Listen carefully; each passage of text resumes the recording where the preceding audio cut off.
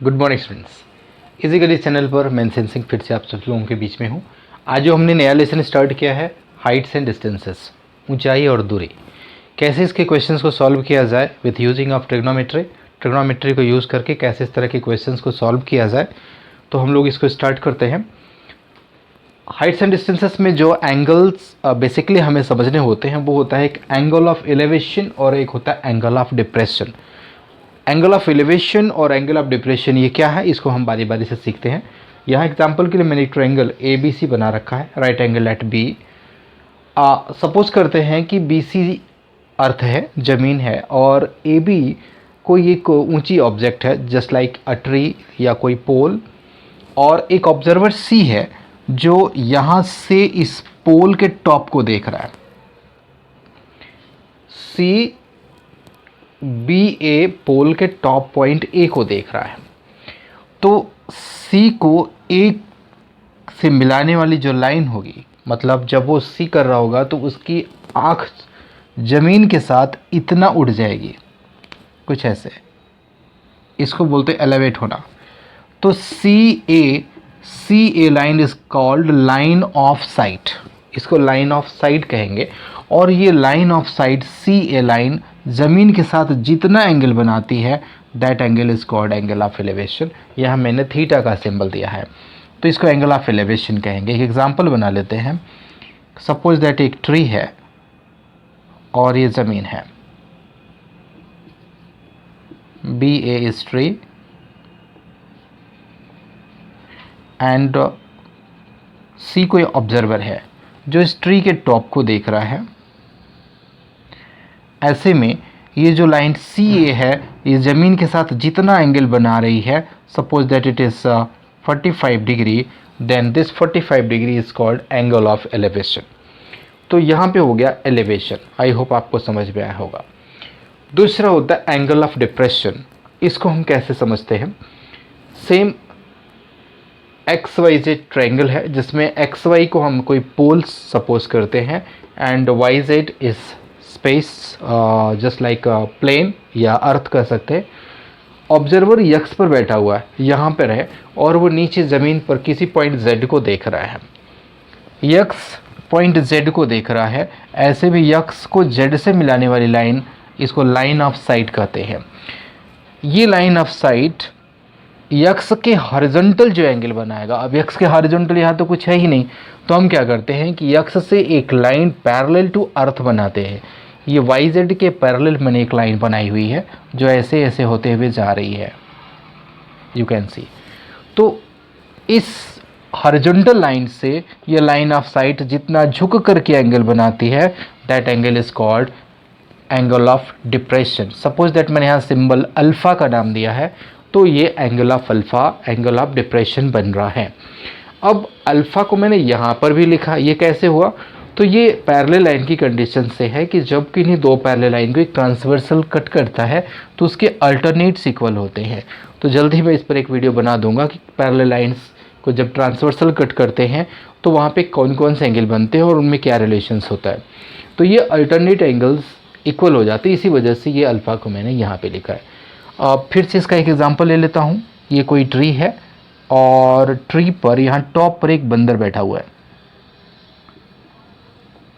और इस ट्री का कोई फल यहाँ पे गिरा हुआ है, सपोज दैट जेड पर, और ये बंदर इस फल को देख रहा है।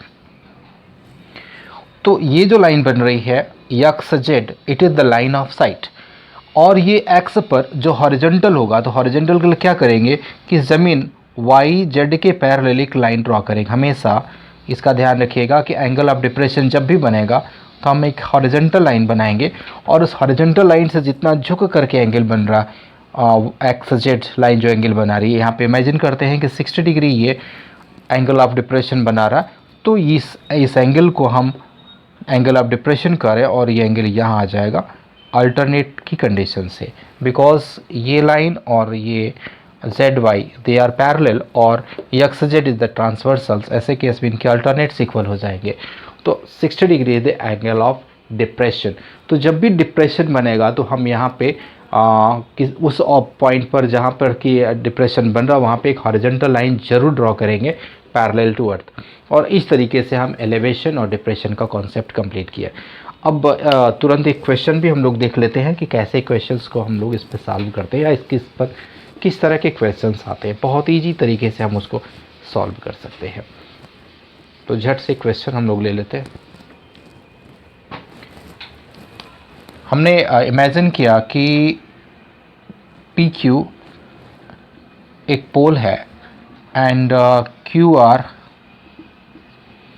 ये अर्थ है, और पी क्यू पोल का जो इमेज है वो क्यू आर की लंबाई की, Q R is the image of P Q pole. Suppose that x meter is the height of P Q pole and its image is 2x meter long. Then question is कि सन का altitude angle कितना होगा। तो सन, अब समझ सकते हैं कि अगर इमेज इधर बन रहा है तो सन हमारा इधर कहीं होगा। तो ये रहा सन के लिए अल्टीट्यूड जो इस तरह से जाएगा। तो हमसे ये एंगल पूछ रहा है, this angle is how much, ये थीटा कितना हुआ। तो हम यहाँ देख पा रहे हैं कि एक ट्रायंगल पी क्यू आर बनता है जिसमें P Q pole is always perpendicular to earth. तो पी क्यू आर क्यू पर परपेंडिकुलर बना रहा है। तो P Q R is a right angle triangle जिसमें थीटा डिग्री के लिए P Q is the perpendicular and R Q is the base. हमेशा याद रखिएगा हाइट्स एंड डिस्टेंस में जो हमें गिवन है और जो क्वेश्चन पूछ रहा है उनमें हमें एक रिलेशन ढूंढना होता है, तभी हम पता कर पाएंगे कि हम किस आइडेंटिटी का यूज़ करें। हमारे पास 6 आइडेंटिटीज़ हैं, साइन, कॉस, टैन, कॉट, सेक, कोसेक। तो हम किसका इस्तेमाल करें। तो यहाँ पे हमें दिख रहा है कि थीटा डिग्री के लिए हमें परपेंडिकुलर दिया है और बेस दिया है। इसका मतलब हम टैन या कॉट का फॉर्मूला यूज़ करेंगे। तो in triangle P Q R tan theta, theta means angle R की बात कर रहे हैं, tan theta is equal to perpendicular upon base, it is P Q upon R Q. P Q की लंबाई है x एंड आर क्यू की लंबाई है 2x, it is 1/2। 1/2 that is 0.5। अब इस 0.5 के वैल्यू को हम नेचुरल टेंजेंट टेबल से देख सकते हैं और वहाँ से देख कर के हम इसकी वैल्यू निकाल सकते हैं। अगर हम सपोज़ करते कि जो ऑब्जेक्ट है, पोल है, सेम उतना ही बड़ा इसका इमेज भी है, सपोज दैट कि अगर सेम उतना ही बड़ा है तो यहाँ पे इसकी लंबाई भी x मीटर हो जाएगी, और ऐसे केस में ये 1/1 आएगा और उस केस में इसकी वैल्यू 1 आ जाएगी। तो tan theta is equal to 1, that is equals to value of tan 45 degree. तो यहाँ से हमें थीटा की वैल्यू आ गई, थीटा इज ऑफ 45 डिग्री। तो इस तरीके से हम थीटा की वैल्यू निकाल सकते हैं। और पिछले वाले पार्ट में जब हमने यहाँ पे 2x लिया था तो इसका 1/2 आ रहा था, दैट इज 0.5। उस वैल्यू 0.5 को हम डायरेक्टली यहाँ से अपने टेबल से नहीं निकाल सकते, उसके लिए हमें नेचुरल टेंजेंट टेबल देखना पड़ेगा और वहाँ से हम उसकी वैल्यू को फाइंड आउट कर सकते हैं कि किस एंगल के लिए 0.2 है। तो इस तरीके से हम इस तरह के क्वेश्चंस को, हाइट एंड डिस्टेंसेस के क्वेश्चंस को हम इजी तरीके से सॉल्व कर सकते हैं। अब ऐसे से यहाँ पे एंगल पूछा, किसी क्वेश्चन में वो पोल की हाइट पूछ सकता है, बाकी बेस और हाइपोटेनस में कुछ दिया रहेगा, और इस तरह से बहुत इजी तरीके से हम इसके क्वेश्चंस को सॉल्व कर पाएंगे। तो वीडियो कैसा लगा इसको कमेंट करिए और चैनल को सब्सक्राइब करिए और अपने ज़्यादा से ज़्यादा लोगों को इसको शेयर करिए। Thank you so much.